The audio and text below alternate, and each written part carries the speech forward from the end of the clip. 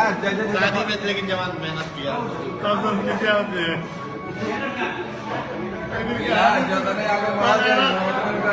बनारस जात राहिजे भाई नवरा मुझे की जाए तरह करवा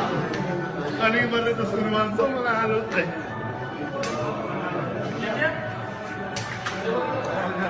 ले लो कैमरा मत निकले पूरा मोबाइल मत यूज करो। दोस्तों आज तक हमने केवल नाम सुना था कि पवन सिंह शराब पीते हैं, लोगों के मुंह से सुना था, लेकिन आज अचानक देख भी लिए हैं वीडियो में कि पवन सिंह अपने दोस्तों के साथ बैठकर रूम, हालांकि शराब पीना हानिकारक है, लेकिन उसमें पवन सिंह बोल रहे हैं कोई वीडियो नहीं बनाएगा, जो कि वीडियो के लास्ट में आप सभी लोग देखें पवन सिंह का कहना है कोई वीडियो नहीं बनाएगा, लेकिन उन्हीं के टीम से किसी ने वीडियो बनाकर वायरल कर दिया है, जो कि आप लोग वीडियो में देख चुके होंगे। फिलहाल इनके बारे में आप सबका क्या राय है कमेंट के जरिए बताइए। मिलते हैं अगले वीडियो में, धन्यवाद।